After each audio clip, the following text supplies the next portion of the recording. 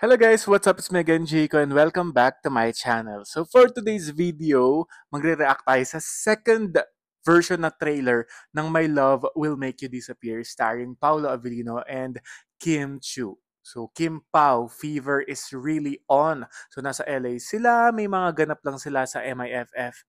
Tapos para i-promote din ang kanilang pelikula dahil sa March 26, it it will be showing worldwide. So lahat ng panig ng mundo magso-showing ang first ever film ng Kim Pao. So without further ado, let's get started na at ipanoorin na ang second trailer dahil I'm very excited. I don't know kung similar ito sa first at wala akong masyadong idea kung ano yung expect ko dito pero I'm so excited na. So let's go. In 3, 2, 1. Siguro talaga akong karapatan maging masaya. Aww. Kakulong. Sana makuha ko naman yung pagmamahal na hindi nawawala. Grabe, ang hugot ng dalawang to. Oh my God! Iba to in fairness. Iba yung trailer. Kaya ko naman mabuhay mag-isa. Walang nasasayang sa pagmamahal. Tandaan mo yan. Apo kong si Ocho.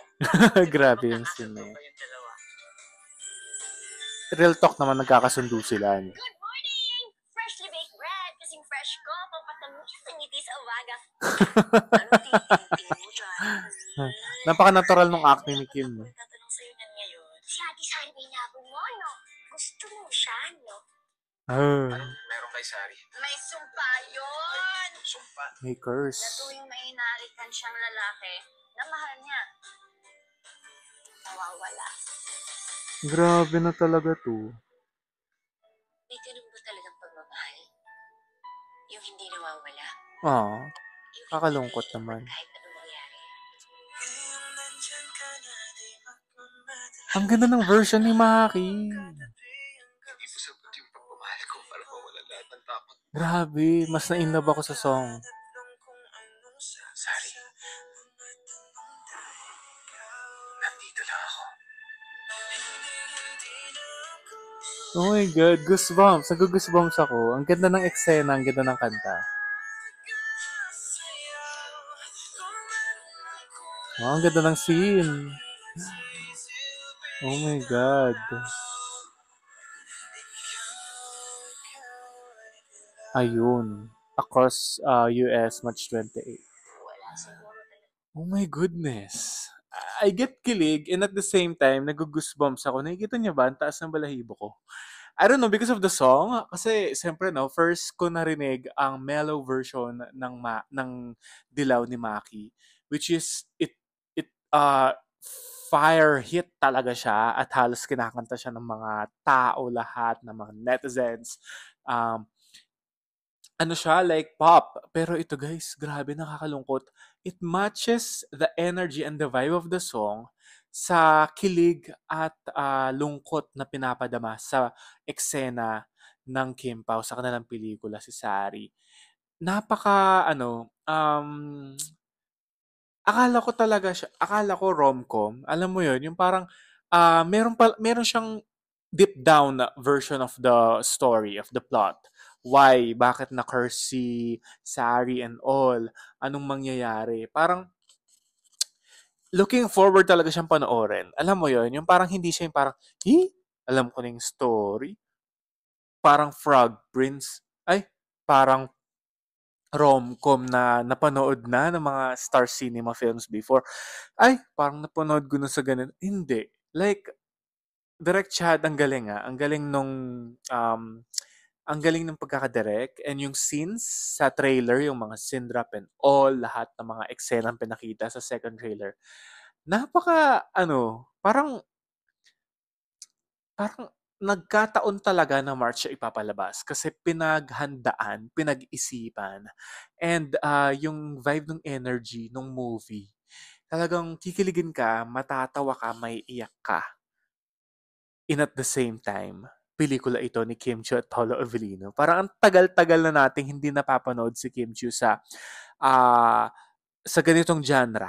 Alam mo yun, yung parang halos lahat teleserye, 'di ba? Soap, um, drama, 'di ba? So parang this time magbabalik ulit siya sa kanyang roots and syempre nung na-in love naman tayo sa mga pelikulang ginawa niya, 'di ba? Sa mga naging partners niya, talaga naging successful. Parang naging one of the rom-com queens nga si Kim Chiu because of her filmography, 'di ba? Parang napakaganda ng inilatag na binigay ng mga proyekto at material ng Star Cinema sa kanya. Yeah, so halos kasi mga Star Cinema films niya, halos rom-com. I mean, halos patok talaga.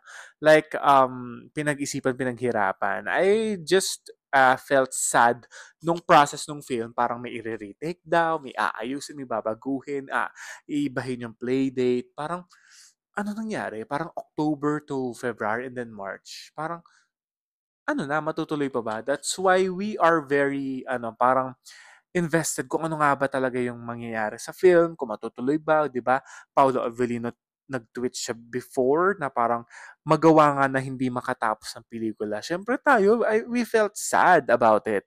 We felt kinda parang, oh my goodness, ano nangyayari internally? Parang siyempre we don't know the scenes, we don't know the the problems of the parang making a film or their shooting, parang may something ba, may kailangan bang ayusin, hindi na ba. So syempre no, we are parang aiming for the best na ayusin, maayos, maging okay because it's their first ever film together as Love Team. I don't know if Love Team pa ba or real. Parang, kasi parang grabe na talaga yung pagkakaano ni Paulo sa mga mall shows eh, no? Parang ano ba 'to? Love team na lang ba 'tong dalawang 'to? Kasi dati, very aloof talaga itong si Paolo sa mga mall shows. Just like nung last mall show ng What's Wrong, parang very siya, stiff, very nonchalant. Pero ngayon parang, ay, tumitibay. Iba, parang lume-level up si Kuya Pao, 'di ba? Parang there's something between the two na there's magic.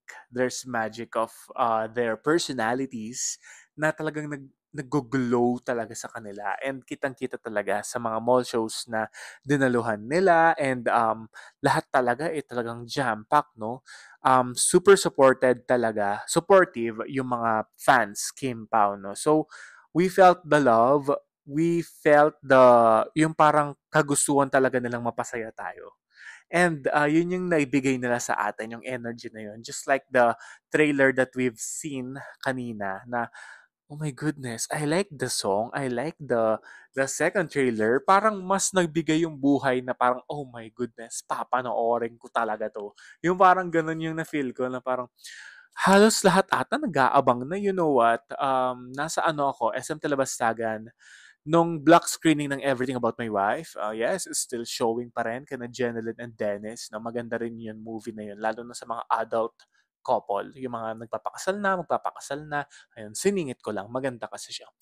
Meron akong narinig na mga estudyante, mga babae, um, parang natanong nila dun sa kung kailan yung showing ng My Love. Parang, hintayin natin yung My Love Will Make You Disappear, yung sa Kim Pao. Parang dun pa lang, yung word of mouth of the film, hindi pa pinapalabas. Promotional pa lang, and the materials that they're posting, ang lakas na talaga, 'di ba? So, talagang very happy ako nung narinig ko 'yun sa mga student na mga girls. Tapos parang gusto nilang panoorin 'yun. Parang gano'n. Parang looking forward silang mapanood. So with that, lahat tayo very excited na sa first ever film ng Kim Pao. Definitely it won't be the last, and this will be the first of many of the Kim Pao's fever, and ang lala talaga ng love team na to, and yung pairing nila, it's just unbeatable with their personalities and right material, and this is the perfect My Love Will Make You Disappear. March 26 in cinemas nationwide, March 28 naman in Canada, US, and other countries.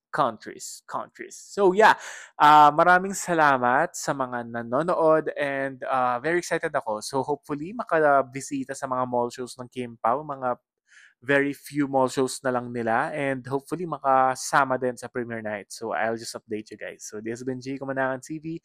Please don't forget to like and subscribe.